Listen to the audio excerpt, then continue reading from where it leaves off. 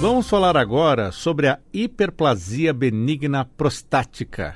Vamos saber mais sobre isso com o Dr. Francisco Carnevale, ele que é médico radiologista intervencionista. Dr. Francisco, seja bem-vindo ao nosso programa. Bom dia. Olá, muito bom dia a você e todos os seus ouvintes. É um prazer estar aqui com vocês.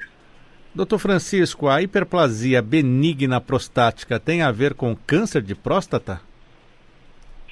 É muito importante nós esclarecermos o que é a diferença entre um tumor benigno, que é a hiperplasia prostática benigna, como o próprio nome diz, e o câncer de próstata, que é uma doença maligna. Normalmente, o câncer, ele nasce como câncer. E a hiperplasia é uma doença altamente prevalente, uma doença que acomete após os 50 anos de idade. A cada 2 homens, um dos homens vai ter a hiperplasia benigna. Então, de uma maneira geral, são 2 doenças distintas. Entretanto, o paciente que tem a doença benigna, a hiperplasia, ele pode, em algum momento da sua vida, desenvolver o câncer de próstata. Então, são 2 doenças distintas, sendo que o câncer pode ocorrer no meio da hiperplasia benigna como uma outra doença. E existe uma idade, uma faixa etária que isso pode ocorrer, dessa hiperplasia? Normalmente, a hiperplasia começa a acontecer após 40, 50 anos de idade. E sabe-se que após os 50, 60 anos de idade, a cada 2 homens, um homem, isso significa 50%, vai começar a desenvolver os sintomas de dificuldade para urinar. Por quê? Porque a próstata começa a crescer em decorrência da hiperplasia, em decorrência de fatores hormonais, principalmente pela ação da testosterona, também como distúrbios metabólicos, como diabetes, triglicérides, colesterol elevado, sedentarismo. Então, são fatores que ajudam ao crescimento da próstata, e os pacientes, após os 50, 60 anos de idade, começam a desenvolver o que a gente chama de dificuldade para urinar, que é um jato urinário mais fraco, tem que fazer força para urinar, levantam mais frequentemente à noite para poder urinar. Durante o dia não tem tanta autonomia, eles precisam ficar sem urinar, eles não conseguem ficar numa reunião muito tempo, não conseguem ficar num cinema ou num teatro, então eles têm que ir frequentemente e eles têm um jato urinário mais fraco. Chega até ao ponto de, às vezes, ter uma obstrução urinária. E isso normalmente é decorrente do aumento da próstata pela doença chamada hiperplasia prostática benigna. Há alguma relação desta hiperplasia com aquela prostatite, que é uma inflamação da próstata, ou não? Sim, os pacientes com hiperplasia benigna, eles podem ter prostatites. A prostatite é um processo inflamatório, infeccioso em algumas situações da próstata, e que os pacientes que têm próstata aumentada têm uma tendência a ter uma prostatite. E além desses sintomas que o senhor já descreveu, há alguma função hereditária que pode caracterizar o paciente que desenvolve essa hiperplasia, o DNA, ou até a questão racial? Existem dados que mostram a hereditariedade. Então, pacientes, os avós, tios, pais e até irmãos que apresentam ou apresentaram hiperplasia benigna da próstata, esses familiares, por causa da hereditariedade, eles também têm uma tendência a ter esta doença. Daí a necessidade de, principalmente após os 50 anos de idade, os pacientes fazerem o acompanhamento com o seu urologista anualmente. E esse acompanhamento vai ser feito através da história clínica, onde se pergunta sobre a hereditariedade, passar de um familiar para outro. Também, normalmente, é realizado o toque retal, e pode-se complementar essa avaliação de toda a próstata e do sistema urinário com o PSA, que é uma dosagem de sangue, que é o antígeno prostático específico, que vai demonstrar um determinado valor, e esse valor vai ser correlacionado com o quadro clínico e vai ser correlacionado também com o tamanho da próstata, e também pode ser feita a análise por um ultrassom de abdômen. Então, a história clínica a análise da hereditariedade, como você falou, o exame físico do toque retal, o PSA e o ultrassom são extremamente importantes na avaliação dessas doenças da próstata. E como se dá o tratamento dessa hiperplasia, Dr. Francisco Carnevale? Normalmente nós tratamos os sintomas decorrentes da hiperplasia por causa do crescimento da próstata. Então, essas dificuldades de urinar, elas podem ser tratadas por medicamentos. Existem, de uma maneira geral, 2 principais tipos de medicamento. Um medicamento que relaxa a musculatura da próstata, deixa ela mais macia, facilitando com que a urina saia. Outro medicamento que diminui o tamanho, o volume da próstata, também como consequência o paciente volta a urinar com maior facilidade. Esses são os tratamentos principais e são medicamentosos, os remédios. Passa-se para uma outra linha, um pouco diante do insucesso desses tratamentos, ou para os pacientes que não queiram ficar tomando remédio ou que têm algum efeito colateral, alguma contraindicação ao uso do remédio, esses pacientes podem ser operados. Próstatas até uns 80 gramas aproximadamente, de 80 a 100 gramas, elas podem ser ressecadas por dentro do canal da uretra, o canal que vai pelo pênis, e é a própria uretra em que você faz uma raspagem interna, raspagem do miolo da próstata. É a chamada RTU, ressecção transuretral da próstata. Pode ser feito por um eletrocautério ou pode ser feito também com um laser. Isso para próstatas normalmente até 80 a 100 gramas. Próstatas mais volumosas, acima desse tamanho, acima de 80, elas podem ser tratadas pela técnica chamada prostatectomia aberta, que é nada mais do que um corte no pé da barriga, como uma cesárea, em que o cirurgião urologista abre e faz a retirada do miolo da próstata. Esses são os principais tratamentos. Por causa desses tratamentos e pelo fato deles serem tratamentos um pouco mais agressivos, mais invasivos, necessidade de ficar internado e alguns efeitos colaterais, com a evolução da tecnologia, a evolução da medicina, sempre tentando desenvolver novos tipos de tratamento que sejam tão eficazes quanto ou mais eficazes e com menor período de internação e menos efeitos colaterais, foi desenvolvido por nós aqui dentro do Hospital das Clínicas da USP. Nós desenvolvemos um tratamento chamado embolização das artérias da próstata. A embolização da próstata é um tratamento que foi desenvolvido há 10 anos por nós aqui e é um tratamento minimamente invasivo. E como é feito esse tratamento? Esse tratamento, como que ele é feito? É um tratamento feito sob anestesia local, o paciente fica acordado, pode até ser feito com uma leve sedação, dependendo da necessidade do paciente.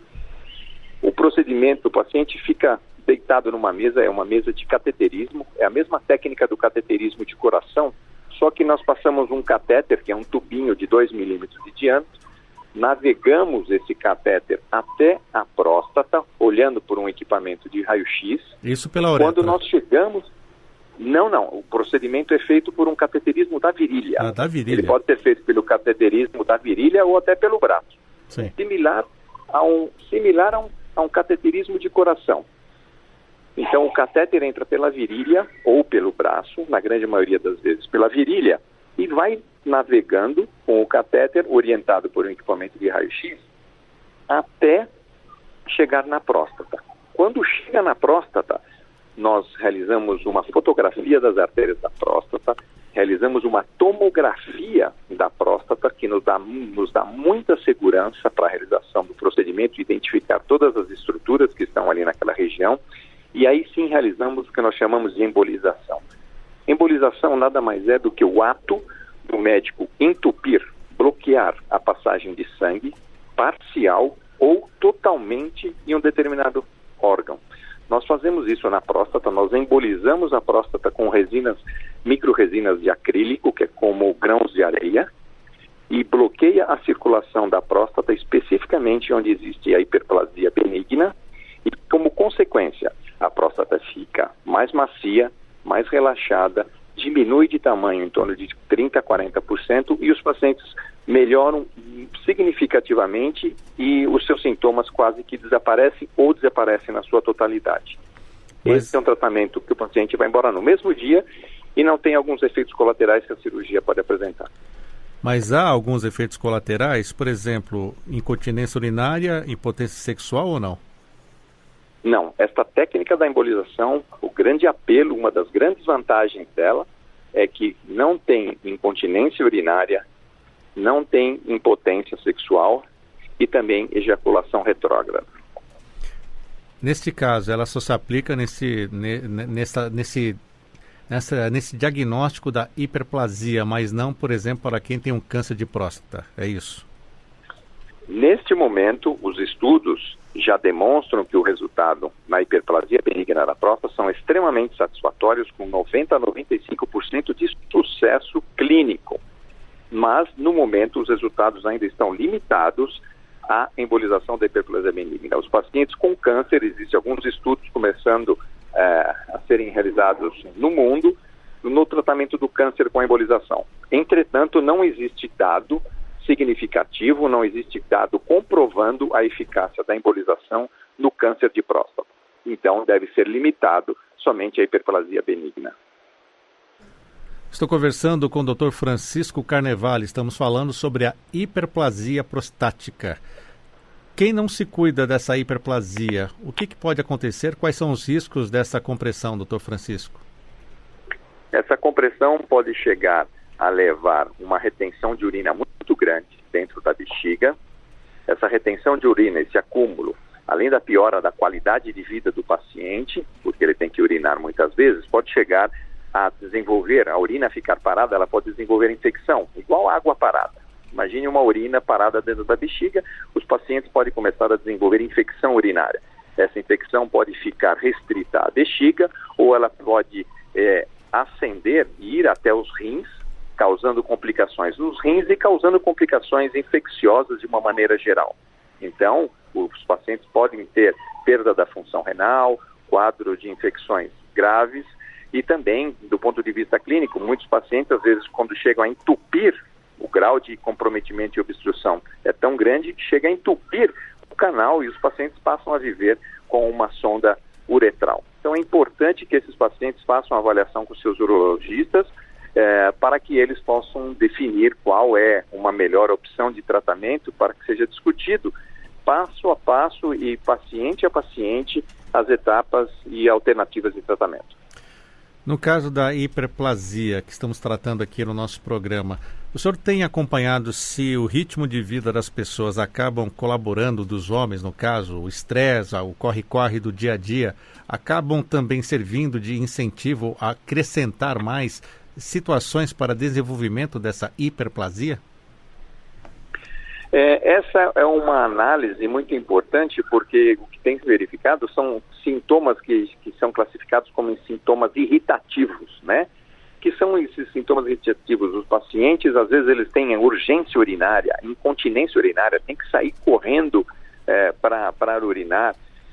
E esses sintomas que estão relacionados com o dia a dia das pessoas, as suas atividades, eles são diretamente influenciados. É aquela sensação, às vezes, que você está chegando em casa, vai pegar o elevador, você está com vontade de urinar, você está tranquilo. Mas quando está chegando em casa, você vê que o elevador está no 13º andar, 14º andar, até ele descer, é uma preocupação que você tem. Então, são fatores psicológicos e que, associados a esses sintomas, e que são sintomas irritativos da bexiga, por causa da doença, todos eles ajudam para que os sintomas ficam mais importantes, mais significativos e piorem a qualidade de vida. Existem pacientes que têm incontinência urinária por causa desses sintomas, que são sintomas irritativos totalmente afetados pelo dia a dia das pessoas.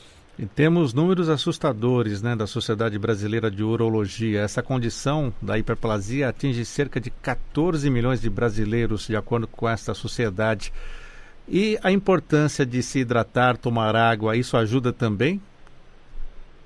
Ajuda, porque você está hidratando o seu organismo de uma maneira geral, você está cuidando da função dos seus rins, você evita que esses líquidos fiquem acumulados no organismo, então você melhorando a função dos rins, você está melhorando de uma maneira geral todo o seu aparelho urinário, e também, de uma maneira geral, o seu corpo. Então, a hidratação é extremamente importante. Entretanto, existem alguns pacientes que eles são até orientados, porque, por exemplo, pacientes que levantam muitas vezes à noite. Uma das condutas, e aí eles não conseguem dormir, não têm uma qualidade de sono adequada, esses pacientes são orientados por nós médicos a diminuírem a ingesta, eles têm que diminuir a ingesta de líquidos após as 4, 5 horas da tarde. Com que objetivo? O objetivo é que eles levantem menos vezes à noite para urinar e tenham uma qualidade de sono. Então aí você vê que é contraditório. Ao invés de eles beberem líquidos, eles são orientados a não beber líquidos, jantar sem líquidos, diminuir as suas atividades sociais para que eles levantem menos à noite para urinar e para que tenham uma qualidade de sono melhor. Agora, esse é o momento, principalmente nesses pacientes que têm esses sintomas, que eles venham procurar os médicos, procure os seus urologistas, para que eles possam ser acompanhados e tratados adequadamente. E nós, radiologistas intervencionistas, é a minha especialidade, eu sou um cirurgião que opero por imagem, que é o nome de radiologia intervencionista, nós hoje atuamos juntamente com os urologistas para oferecer essa embolização da próstata como uma outra alternativa de tratamento. Então, nós trabalhamos com uma equipe de urologistas em sinergia com os mesmos.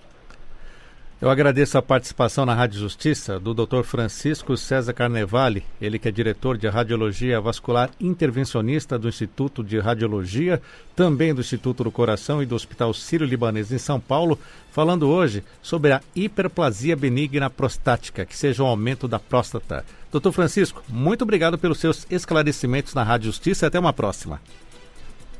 Muito obrigado pela atenção, um ótimo dia a você e todos os seus ouvintes.